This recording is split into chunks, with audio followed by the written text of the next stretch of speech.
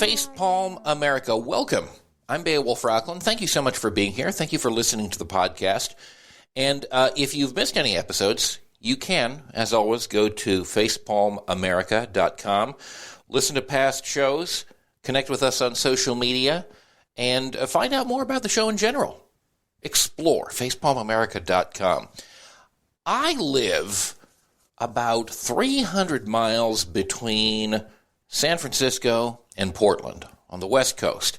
Now, when you think of the West Coast, you think of blue states, you think of liberal elites. But I happen to be in a place in Oregon, just north of the California border, that you can pretty solidly consider a rural area. And I live here. This is a county that I live in, voted for Donald Trump twice. And it's not just, although it certainly is in places like the Midwest and the South, but there are places all over this country in what you would perhaps ordinarily think of as being solid blue country that are not really. And there are a lot of angry folks. And by and large, they're white folks like myself. I'm angry. I'm angry too. But I tend to be angry from the left. And the folks that we're going to be talking about today are not on that side of the political spectrum. They're the sorts of folks who came out at my local hospital a couple of years ago and were protesting the idea that there were vaccines going on and that the hospital was full of fake COVID patients. This is more the vibe that we're talking about here, in addition to a lot of other things that aren't quite that extreme, that aren't that conspiratorial. And to talk with us about it is Paul Waldman. He is the co-author, along with Tom Schaller, of White Rural Rage, The Threat to American Democracy. Paul, welcome to Facepalm America. Thank you so much for being here today. Thanks. It's great to be here. So why do white rural voters resonate so much with a rich urban candidate from New York like Donald Trump? Well, this is one of the paradoxes that we set out to explore.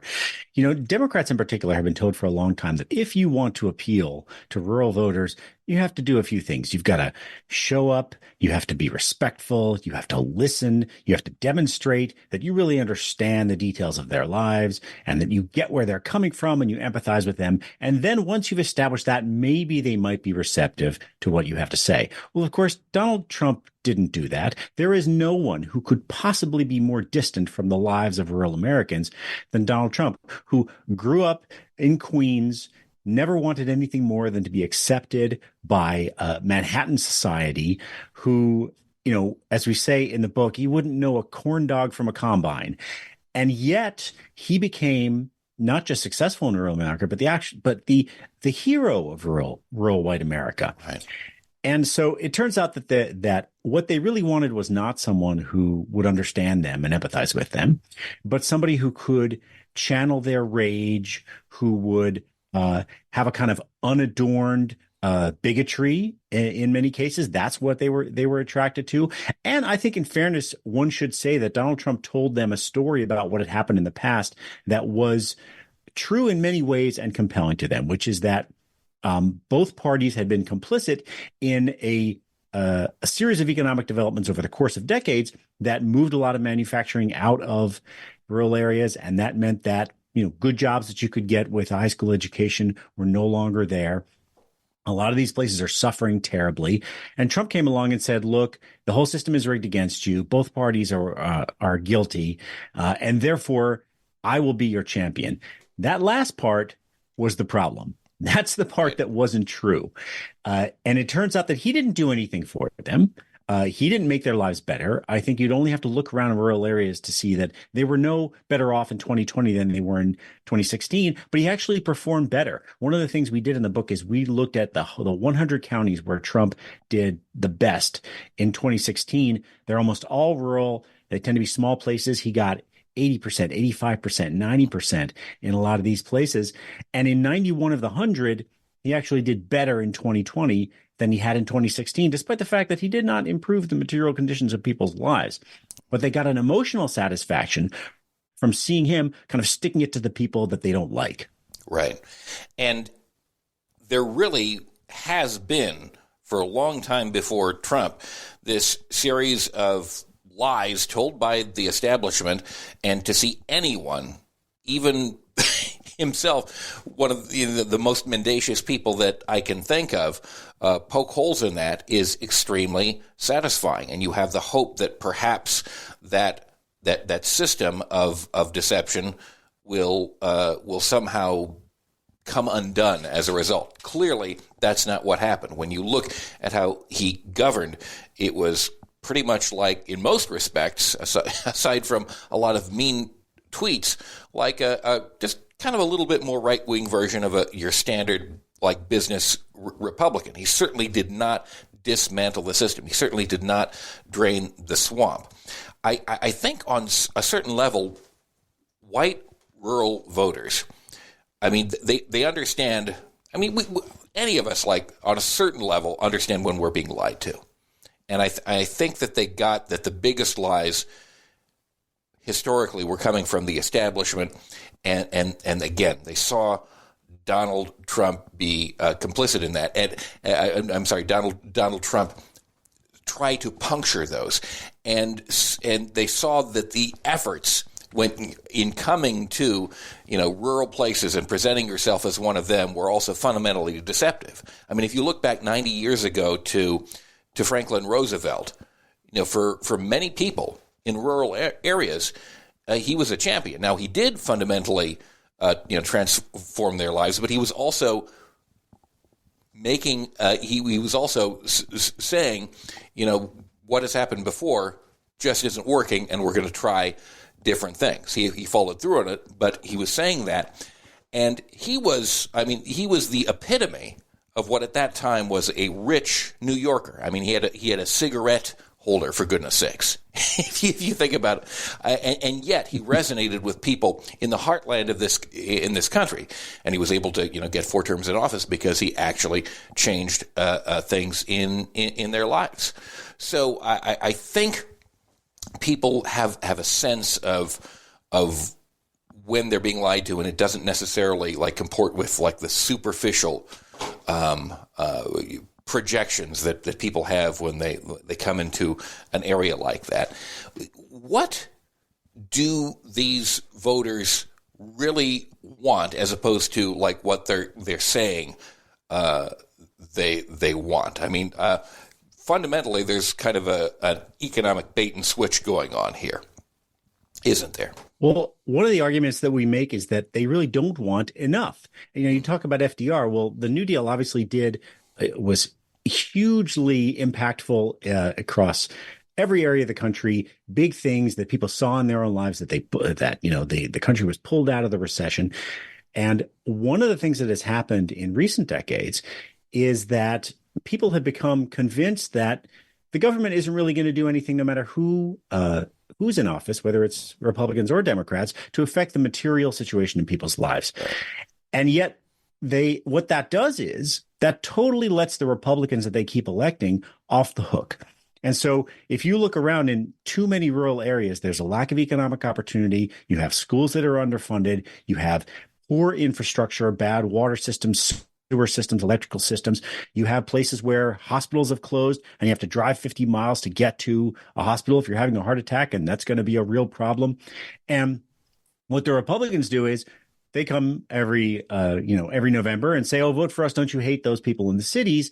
And aren't you alienated from Democrats?" And people say, "Yeah, we do hate them." And it becomes just a kind of a purely emotional way. They don't have a kind of a substantive way to engage in politics to really affect what is going on in their communities. And they don't expect anything of either party. And that is a great gift to the Republicans, because then people will just default to, "Oh, yeah, I agree with that person on abortion or gay marriage. I'm not expecting things to get any better, or I'm not expecting politics to be a place where we can actually make the kind of changes we need in our community." And that means that the Republicans don't have to be accountable for anything. There are places where, a lot of places, hundreds of counties, where if you're a voter there, every single person who represents you, from the town council to the dog catcher, all the way up to your senators and Congress members, they're all Republicans. And none of them are being held accountable. And so one of the things that we argue is that even if a lot of people, a lot of white rural people don't want to elect Democrats for a whole variety of reasons, at the very least, they should be demanding more of the Republicans they elect. They should be getting themselves better Republicans who will actually do something for them.